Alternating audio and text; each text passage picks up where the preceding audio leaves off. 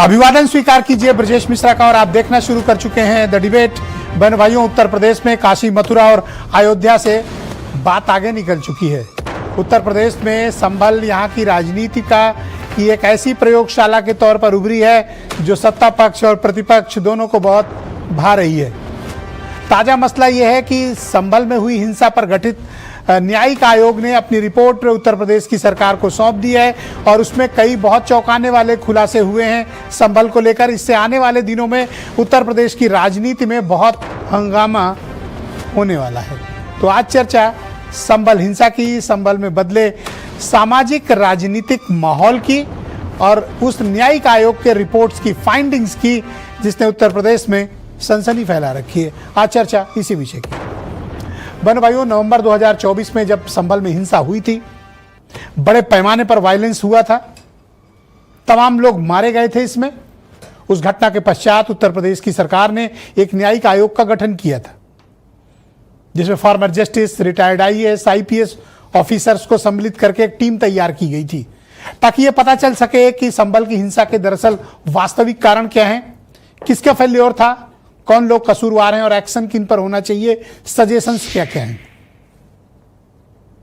प्रशासनिक और पुलिस चूक पर हम बाद में चर्चा करेंगे, लेकिन जिसने ताजा अभी राजनीतिक तौर पर माहौल गर्म किया है जिस रिपोर्ट ने, वो रिपोर्ट है संभल में डेमोग्राफी का चेंज होना। रिपोर्ट यह बताती है, जो लीक्ड रिपोर्ट है, मेरे पास ऑफिशियल नहीं है, जो लीक्ड रिपोर्ट है जो मीडिया में छप रही है, चल रही है, उसके मुताबिक 1947 में संभल में तकरीबन 45% हिंदू और 55% मुसलमान थे। लेकिन अब 2025 आते आते आंकड़ों में जबरदस्त बदलाव आया है। न्यायिक आयोग की लीक्ड हुई रिपोर्ट ये सजेस्ट करती है, ये बताती है कि वहां महज 15 से 20% ही हिंदू बचे हैं, उनका पलायन हो चुका है और संभल की डेमोग्राफी कंप्लीटली चेंज हो चुकी है। वहां पर मुस्लिम आबादी 80 से 85% है, ऐसा रिपोर्ट में क्लेम किया गया है, लीक्ड रिपोर्ट में। तो ऐसा क्या हुआ आजादी के बाद से लेकर अब तक कि संभल में हिंदुओं की संख्या घट रही है?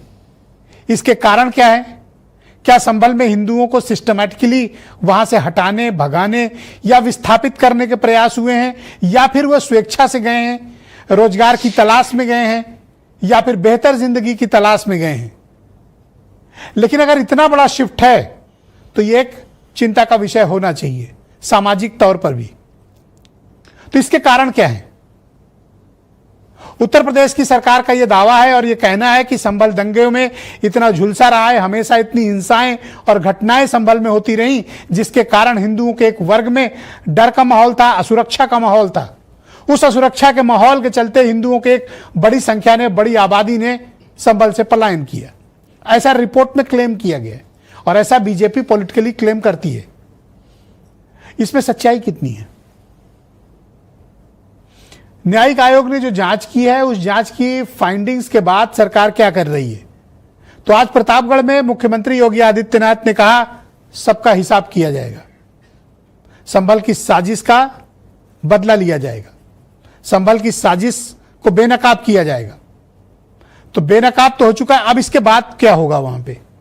बहन भाइयों, जब से ये रिपोर्ट लीक हुई, इत्तेफाक से आज जुमे की नमाज भी थी, लेकिन सब कुछ शांतिपूर्ण तरीके से संपन्न हो गया। रिपोर्ट लखनऊ से लीक हुई, लेकिन सुरक्षा संभल की बढ़ गई। क्या संभल उत्तर प्रदेश की राजनीति की कोई नई प्रयोगशाला है?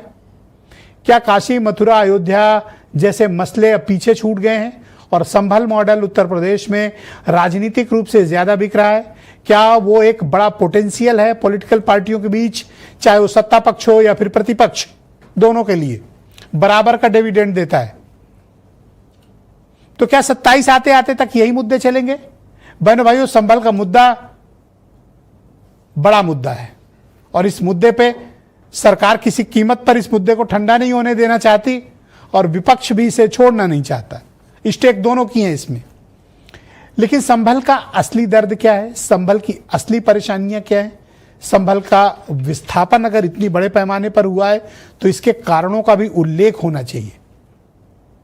एक बात है जो इस रिपोर्ट में लीक्ड रिपोर्ट में अभी मीडिया में ठीक से आई नहीं, वो है संभल हिंसा के लिए पुलिस प्रशासन इंटेलिजेंस की गंभीर चूक।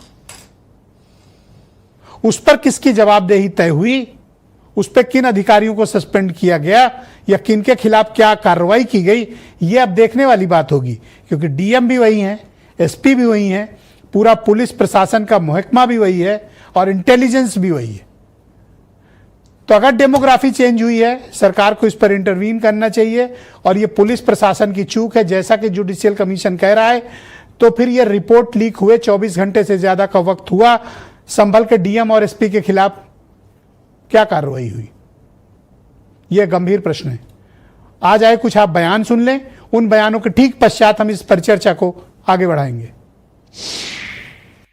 कमीशन ने अपनी रिपोर्ट दी है। समाजवादी पार्टी और कांग्रेस के समय में चुन चुन करके हिंदुओं को निशाना बनाया जाता था। कैसे उनकी डेमोग्राफी को, उनकी जनसांख्यिकी को कम करके लगातार उन पर अत्याचार करवाए जाते थे, कैसे दंगे करवा करके हिंदू विहीन कर दिया जाता था क्षेत्रों को।